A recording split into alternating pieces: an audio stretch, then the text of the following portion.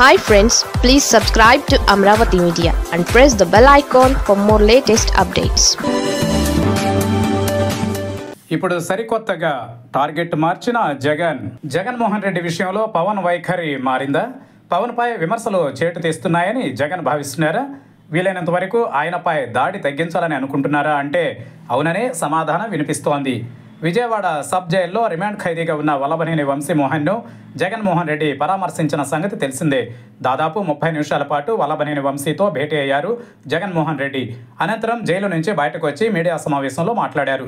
30 నిమిషాల పాటు సాగిన ఈ ప్రెస్ మీట్లో చంద్రబాబుతో పాటు లోకేష్ తీరుపై విరుచుకుపడ్డారు జగన్మోహన్ రెడ్డి. ఎక్కడా పవన్ కళ్యాణ్ ప్రస్తావన లేదు.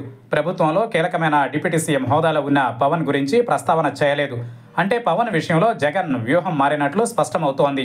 ఎన్నికలకు ముందు జగన్మోహన్ రెడ్డి ఎక్కువగా పవన్ కళ్యాణ్ను టార్గెట్ చేసుకునేవారు. అదే సమయంలో చంద్రబాబుపై సైతం విరుచుకుపడేవారు. కానీ లోకేష్ ప్రస్తావన తీసుకొచ్చేవారు కాదు. లోకేష్పై ఆరోపణలు చేసి ఆయనను హైలైట్ చేయడం ఎందుకని జగన్ అలా ప్రవర్తించేవారు.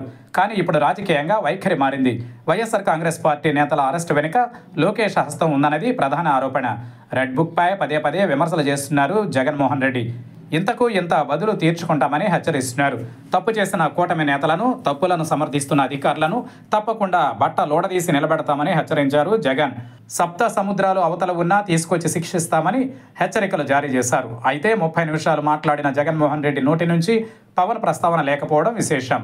గత కొన్నేళ్లుగా పవన్ కళ్యాణ్ను ఎక్కువగా టార్గెట్ చేసుకునేవారు జగన్మోహన్ రెడ్డి. పవన్పై వ్యక్తిగత విమర్శలు కూడా చేసేవారు. తరచూ ఆయన వైవాహిక జీవితంపై కూడా మాట్లాడేవారు. పదే పదే వివాహాల ప్రస్తావన తీసుకొచ్చేవారు. అయితే మొన్నటి ఎన్నికలలో జగన్మోహన్ రెడ్డి పవన్ కళ్యాణ్పై చేసిన వ్యక్తిగత కామెంట్స్ భారీగా ప్రభావం చూపాయి అని విశ్లేషణలు ఉన్నాయి. ఈ తరుణంలోనే పవన్ కళ్యాణ్ విషయంలో జాగ్రత్త పడ్డారని తెలుస్తోంది. మరోవైపు ఈ ఘటనలతో పవన్ కళ్యాణ్కు సంబంధం లేదని సంకేతాలు ఇస్తే కూటమిలో ఒక రకమైన విభేదాలకు అవకాశం ఉంటుందన్నది కూడా ఒక వ్యూహం.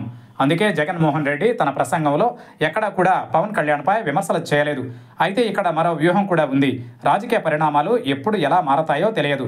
ప్రస్తుతం ఉన్న పరిస్థితులలో వైఎస్ఆర్ కాంగ్రెస్ పార్టీకి బలమైన ప్రత్యర్థి తెలుగుదేశం పార్టీకి జనసేన మిత్రపక్షం. గతంలో చంద్రబాబుతో పాటు పవన్ కళ్యాణ్ను కలిపిన ఘనత జగన్మోహన్ రెడ్డిది.